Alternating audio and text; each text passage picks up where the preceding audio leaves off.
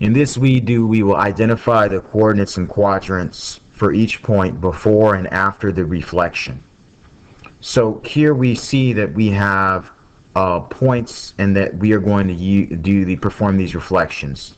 The first one says reflect across the y-axis, so the subscript tells you what you're reflecting across. So this line is y-axis, and the point we're reflecting is the point that's inside of the parentheses, so that's point E.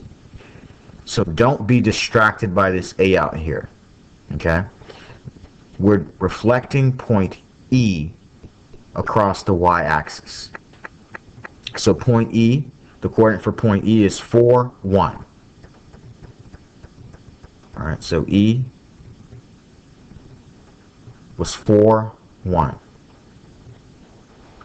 The next one, we're reflecting B across the line, x equals 2. So we're reflecting point B. Coordinates for B are -2, -3. The next one we're reflecting is point D. Coordinates for D are right 3, down 2. Then we're reflecting point A. Coordinates for A are left 4, down 5. And then we're reflecting point C. Coordinates for C are left 2, up 5. And then point F. Coordinates for F are left 5, down 2.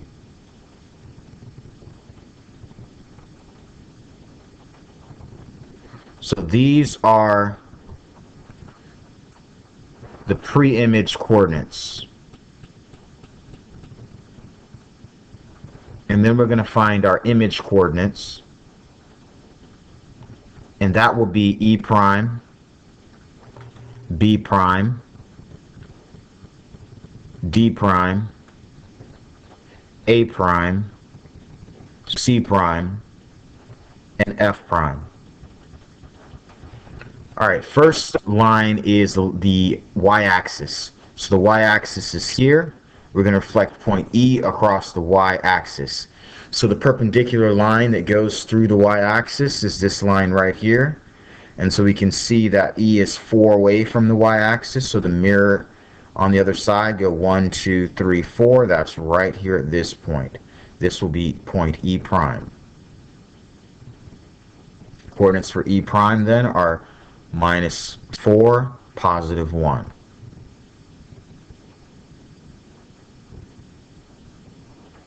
Then we've got to reflect point B across the line x equals 2. So first we've got to graph the line x equals 2. So I'm going to need my straight edge. So we've got the line x equals 2, which is going to be a vertical line that goes through x equals 2. It's going to be for every single y value. It's x is 2. So that's the line y x equals 2 that we've got to go ahead and we've got to going to point B. I see that I do have a horizontal line that's perpendicular to this green line, the line x equals 2. And it seems the distance from it, so 1, 2, 3, 4 is the distance, so I got to go 4 the other way. So 1, 2, 3, 4. So it's going to be out here at 6. So at -3, 6 for B prime. So B prime looks like that's going to be again out at a distance of 6,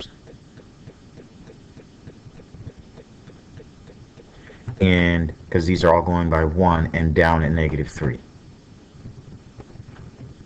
Now we've got to reflect D across the line y equals 1, which is going to be a horizontal line at y equals 1. Again, a horizontal line at y equals 1.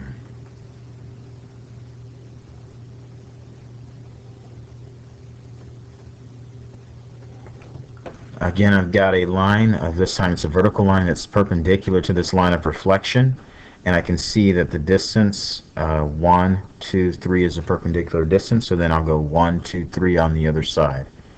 So right here will be my point D prime. The coordinates are right 3, up 4.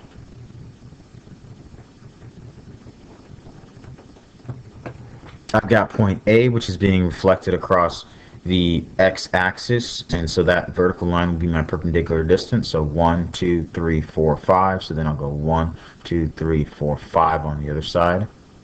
There's my point A prime. So the coordinates are negative 4, 5, which goes with what I learned before. The x stays the same, and the y is being multiplied by a negative 1. Now I've got point C, which is being reflected across the line y equals negative 2. So that'll be a horizontal line going across y equals negative 2.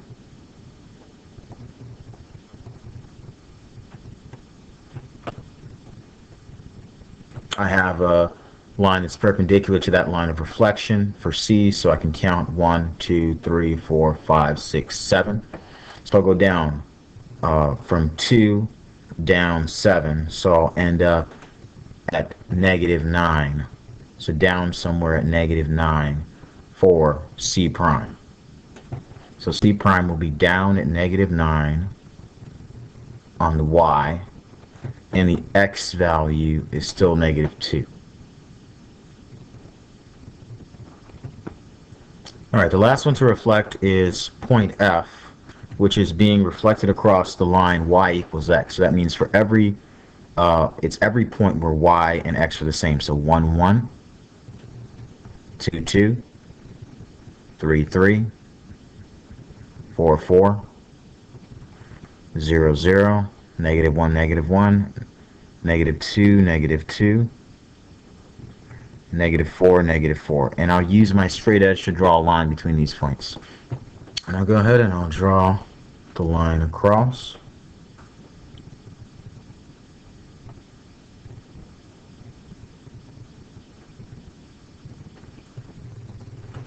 So I'm going to take my compass, place a sharp end on the point F, and then I'm going to go ahead and swing it around so that I intersect my line of reflection in 2 places. That will give me these 2 points. And then, keeping the same setting, I'll place the compass on these 2 new points, swing it around, and on the second point,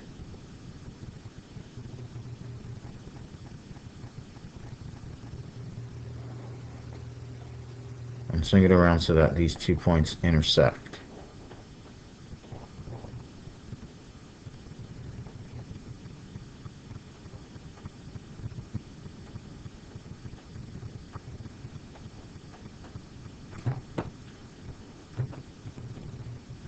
So now for point F prime, I'm at 2, negative 5. So I'm left 2, down 5.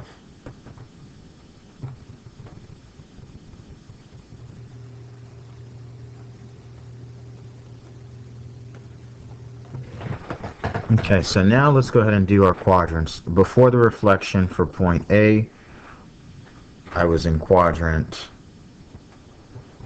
3,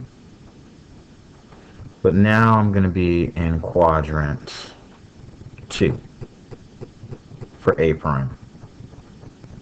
Let's record our quadrants again. So this is quadrant 1, this is quadrant 2, quadrant 3, and quadrant 4. Alright, originally point B was in quadrant 4. After the translation correction, B over here was in quadrant 3, and B prime ended up in quadrant 4.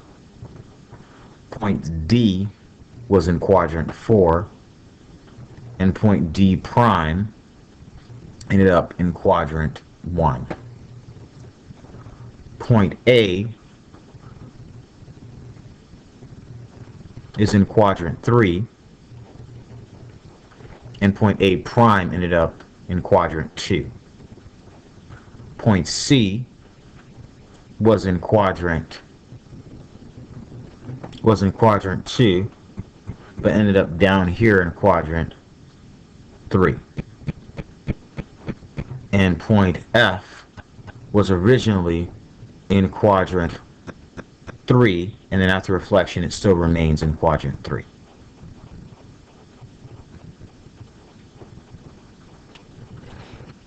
Now there are also some rules that we can apply to when we're reflecting across lines and we're reflecting across points, and some of these rules are summarized in your notes.